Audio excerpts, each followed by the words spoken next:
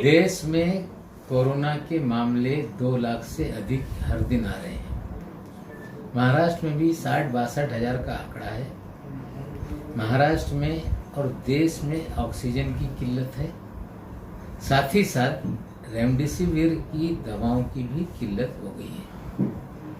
हम लोगों की मांग पर केंद्र सरकार ने जो इस दवा के निर्यात वाले जो यूनिट थे उनको निर्यात पे पाबंदी लगाने का काम किया।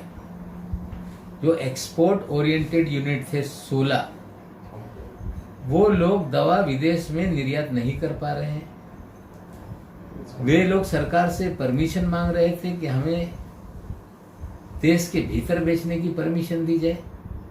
सरकार कह रही थी कि 7 कंपनियों को दे दें आप, तो 7 कंपनियां लेने के लिए तैयार नहीं थी। और महाराष्ट्र सरकार की जानकारी मिलने के बाद महाराष्ट्र सरकार ने कहा कि सरकार सीधे आपसे लेना चाहती है। जैसे ही ये जानकारी उन लोगों ने केंद्र की सरकार को दिया, केंद्र की सरकार ने कहा कि आप महाराष्ट्र सरकार को सीधे देंगे तो आप पे कार्रवाई होगी। हमें लगता है ये रवैया घातक है। देश में लोग दवा बिना मर रहे हैं। 20 लाख इंजेक्शन एक्सपोर्ट नहीं हो सकते, कोई पॉलिसी सरकार नहीं बना पा रही है। महाराष्ट्र सरकार खरीदना चाहती है तो बेचने वालों को रोका जा रहा है। हमें लगता है ये कौन सा रवैया केंद्र की सरकार अपना रही है? क्या ये भेदभाव का रवैया है? क्या महाराष्ट्र में रहने वाले भारत में है कि नहीं, ये केंद्र की सरकार को बताना पड़ेगा। अगर केंद्र सरकार ने इसी तरह का दूजा भाव का रवैया अपनाया तो हमें लगता है कि महाराष्ट्र की और देश की जनता देख रही है। हमारे पास और कोई दूसरा चारा नहीं। हमने हमारे जो फूड एंड ड्रग एडमिनिस्ट्रेशन के मंत्री हैं उनसे चर्चा की है।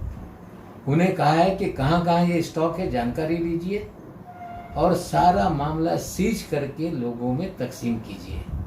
अगर इसी तरह से केंद्र रवैया अपनाएगी तो राज्यों को भी कानून के तहत जो अधिकार है उसके तहत कार्रवाई करके अपने लोगों की जान बचाने के लिए काम करना पड़ेगा। ये है ऑल कुर्ला कमेटी तकरीबन 11 महीने से इसकी शुरुआत की और आज भी ये सर्विस चालू है। जो जरूरतमंद है उनके लिए ये काफी काम की वीडियो है, क्योंकि जब उनको जरूरत पड़ती है, उनके पास कोई रास्ता नहीं होता है, तो उनको ऑक्सीजन की जो जरूरत है ऑल कुर्ला कमेटी के जरिए पूरी हो सकती है।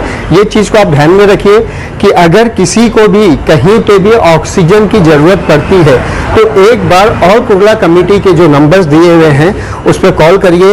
इंशाअल्लाह हम पूरी कोशिश करेंगे कि आप लोग की जो जरूरत है उसको पूरी कर सके और हो सकता है हमारी ये कोशिश से किसी की जान बच सके। इससे पहले भी ऐसा हुआ है, हजारों लोगों ने ऑल कुर्ला कमेटी के जरिए ऑक्सीजन 24/7 लिया है। तब उस टाइम पे हालात काफ़ी बुरे थे जब ये ऑक्सीजन की शुरुआत की गई थी, लेकिन ऐसा लगता है कि आने वाला वक्त जो है इसी तरह से होगा। तो आप लोग से ये रिक्वेस्ट है कि ये वीडियो को ज़्यादा से ज़्यादा शेयर करें ताकि किसी की जान बच सके।